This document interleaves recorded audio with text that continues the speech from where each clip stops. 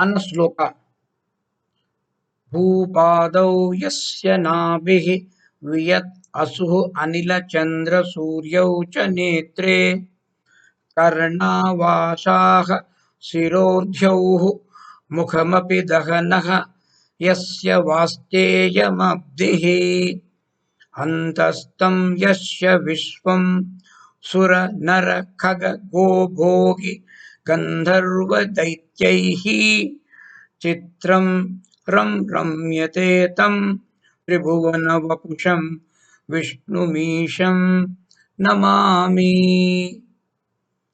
The Supreme Being, having earth as feet, sky as the navel, air as the breath, sun and moon as the eyes, direction as ears, heaven as the head, fire as mouth, sea as stomach, and the one who has within himself the entire universe consisting of gods, men, animals, birds, and reptiles, the Gandharvas as also the Rakshasas.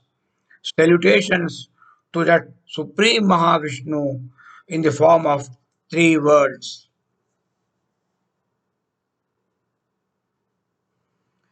First two verses of Sahasranaama, namely Vishwam and Vishnu, seek to convey that the creation is the same as a creator. Vishwam is not different from Vishnu. This is beautifully and graphically brought out in this Dhyana Sloka. The Supreme Being is having earth as his feet, sky as the navel, air as his breath, sun and moons as his eyes, the directions as his ears, heaven as the head, fire as the mouth, sea as stomach. The entire universe which see around us, metaphorically, symbolically, if we try to represent as a human being, we find Mahavishnu. This is the secret of the Virat Swarupa of Mahavishnu, which appears, which is shown by Lord Krishna to Arjuna in Bhagavad Gita. Now, the Mahavishnu has within himself the entire universe, consisting of the gods and humans, animals, birds and reptiles, and also Gandharvas and the Rakshasas. This again was very beautifully shown by the boy, young boy Krishna to his mother Yashoda. When Yashoda questioned him based on the complaints of the other boys that Krishna has eaten mud, Yashoda asked Krishna to open his mouth and see whether he has eaten mud. But once Krishna opens his mouth, what does Mother Yashoda see? It is not the mud. It is the entire universe which Krishna shows in his little mouth. This again is sort of Virata Swarupa. Mother Yashoda is totally mesmerized. She forgets herself.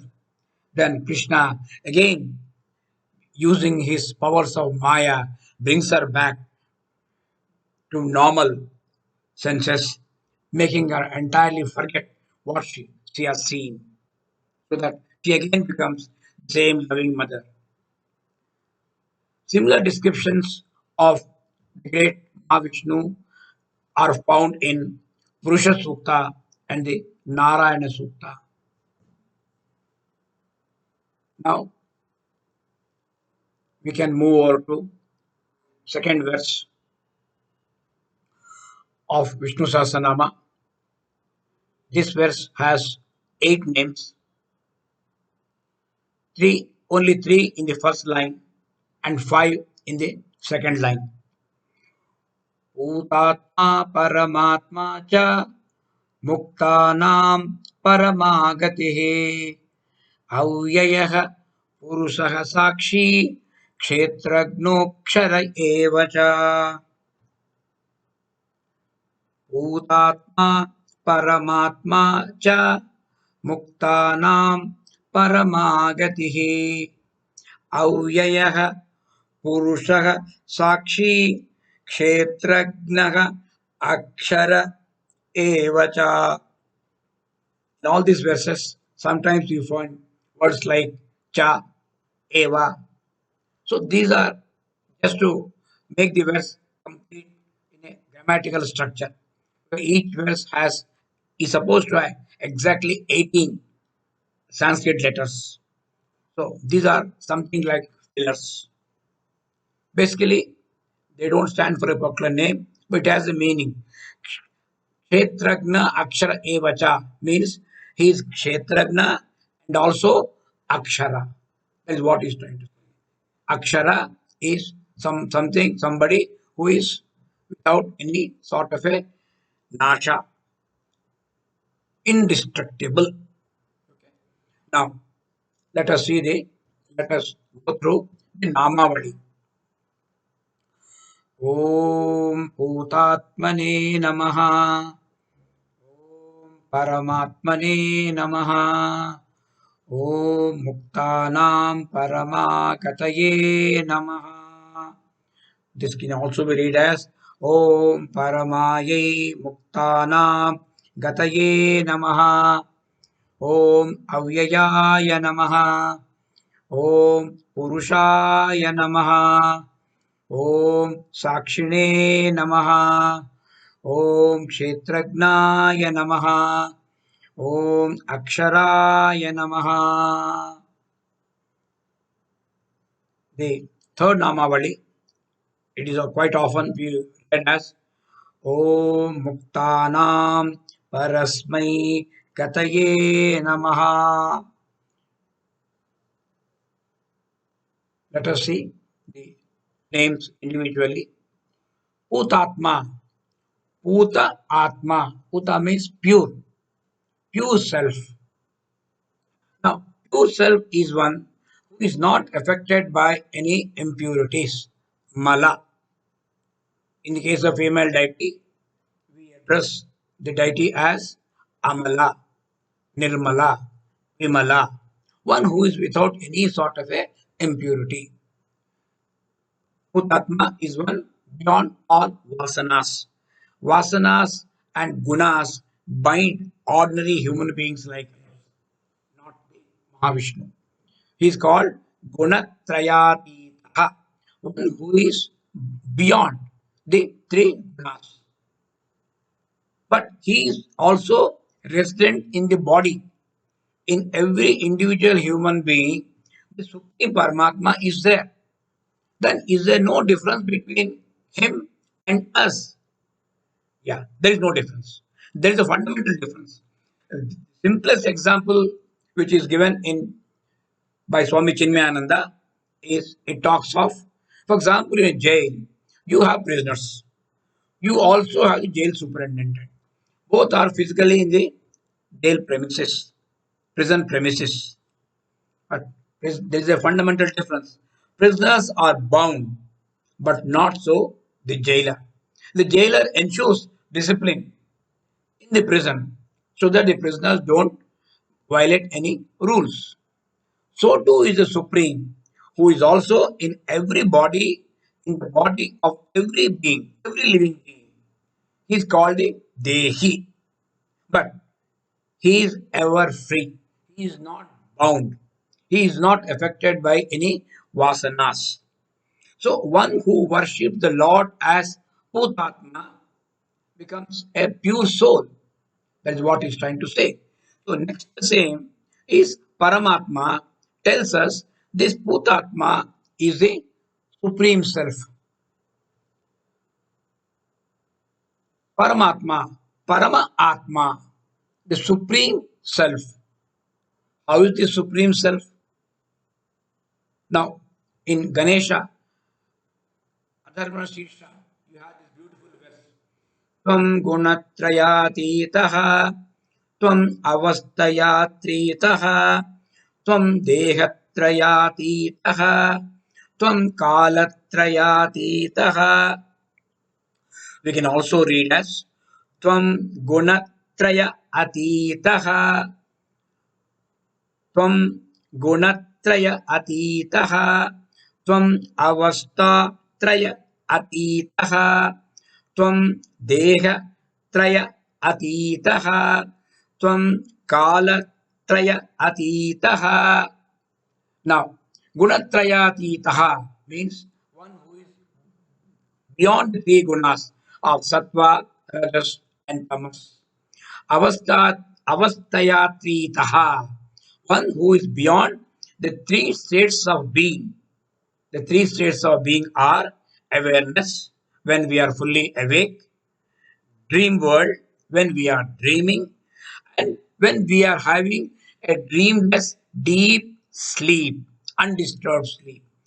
Three states are there. They are called the three avastha: awareness, jagrit, swapna, shusupt. These are the three names of that. Now, dehatrayatitaha, beyond the three bodies. Three bodies here are gross, subtle, and causal. Sthula, Sukshma, Karanadeha. Beyond this.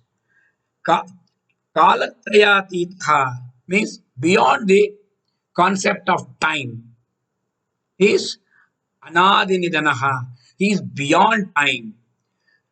Beyond time means what?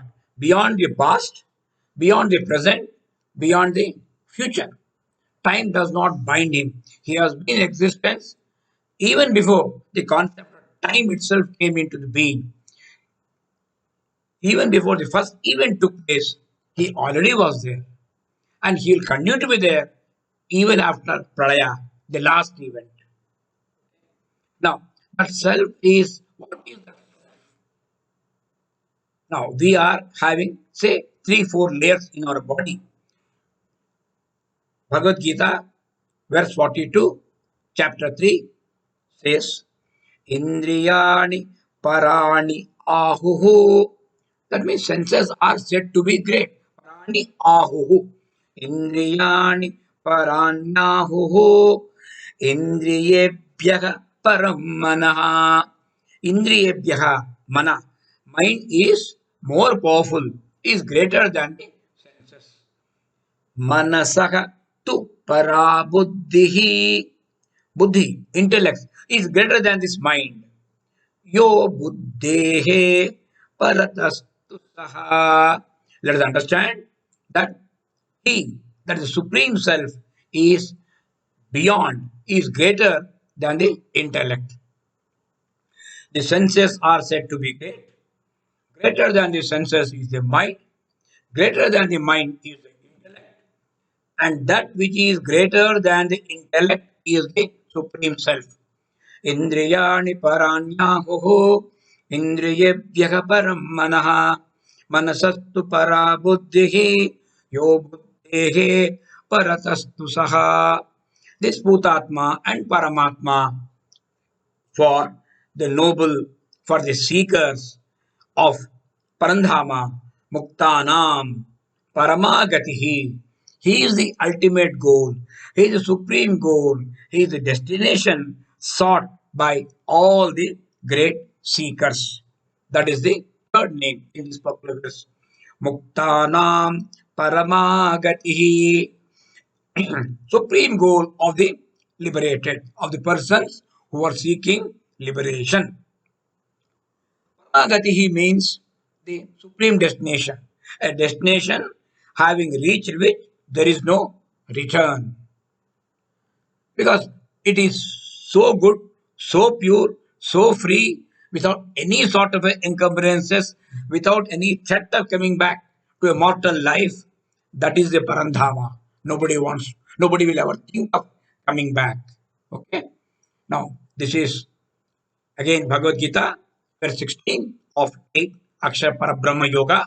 It says, Abrahma Bhuvanan Lokaha, Brahma Bhuvanan Lokaha, Punaravartinorjuna, Punaha Avartinaha, Arjuna, Brahma Bhuvanan Lokaha, Punaravartinorjuna. That means a person who goes to heaven or who goes even to Brahmaloka, even those persons will have to come back. But a person who reaches me, a person who comes to Parandhama, he has no such return. Oh Kaunteya, you understand this. That means there is no rebirth for him. Abrahma bhuvanan lokaha punaravartinorjuna mam upetya tu kaunteya. But having reached me, mam upetya tu kaunteya punarjanma na vidyate. Abrahmabhuvanan lokaha punaravartinorjuna mamupeत्य tu kaunteya punarjanma na vidyate. One more verse from Bhagavad Gita, chapter 15, Purushottama Prapti Yoga, verse 16, describes how that Parandhama is, how that supreme destination is, after reaching which we'll understand this. न तत् भासयते सूर्यः न शशांको न पावकः. There is no need. There is no need the sun to illumine there, nor the moon, nor the fire, because it is so bright, so self-effulgent. न तत् भासयते सूर्यः न शशांको न पावकः यत् गत्वा न निवर्तन्ते Tadhama paramam mama. Lord Krishna is giving in the way his address. Where is it? Yet gatva na nivartante. What? The one place where you reach, once you reach, from where there is no coming back, that is my Dhamma. That is my Paramdhama. Such a great being is unchanging and without any destruction whatsoever. He is called Avyayaha, without destruction, the indestructible, and therefore the changeless, the eternal, the immutable. This is the Paramatma. Every modification is can be considered to be death. What is death? Death is the end. Death is the point where the a previous condition will vanish and next condition will come. For example, death night is the death for the day, and early morning is the death for the night. So, in a way, a new condition. Today is the death of yesterday. Tomorrow is the death of today. So, so no change whatsoever takes place. Something unchanging, immutable condition is that Paramatma. It is described beautifully as Satchidananda, with a common name, Satchidananda Swami, Satchidananda Murti. What does it mean? Sat Chit Anandaha, truth, existence, and bliss. Everything else in universe is subject to change, and all such changes take place within the medium of the Brahman. But Brahman itself is changeless, because Brahman sustains all changes. All changes take place within Brahman, and this Brahman is glorified in the Upanishads as Ajaro Amaro Avyayaha. Ajaraha Amaraha Avyayaha. One that is without aging, without death, without change. The Supreme Being who is Avyayaha, who is without destruction. Where do you find him? Not outside, not anywhere else, not externally. He is living in the body of the human beings. Every being, the Paramatma is residing there. He is called Purushaha. Purushaha has multiple meanings. Purushaha simply means one who lives in the city. Puri. Puri Shete iti Purushaha. One who is living in a city, in a fort city, is called Purushaha. The human body itself is considered to be a fort. Fort with 9 gates. It has 9 gates. Navadvare Pure Dehi. Verse 13 of chapter 5 of Bhagavad Gita. Sarva karmani manasa sanyasyaste sukham vashi navadvare pure dehi naiva kurvan nakarayan. So how does the Paramatma reside here? Sarva karmani manasa, mentally renouncing all actions. Sanyasya, renouncing all actions. Sukham vashi, he lives very, very happily there. It means here we are talking of a gnani, a knowledgeable person. A gnani is equal to the Supreme Being. That's why he says Purushaha. He resides in the body. Navadvare Pure Dehi, the nine openings which the body has for Indriyas. Okay. Na eva kurvan, na kurvan eva na karayan. Neither doing or not getting anything done because he does not need to do anything. He is always happy. All his needs are met. He is ever satisfied. Now, Purusha can also be understood as one who completes or fulfills the existence everywhere. Purayati iti Purushaha. Complete. Purayati iti Purushaha.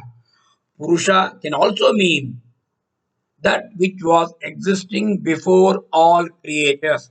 Pura. Pura means past. Pura asiti iti Purushaha. Because he has been living, that's why it's called ancient. He is the first being. Jeshtaha, Sreshtaha. Okay, that is the meaning. Pura iti Purushaha. So from that point of view also, Paramatma is called Purushaha. The Supreme Being, although living in a human body, is a mere witness of all that is happening around. He is called Sakshi.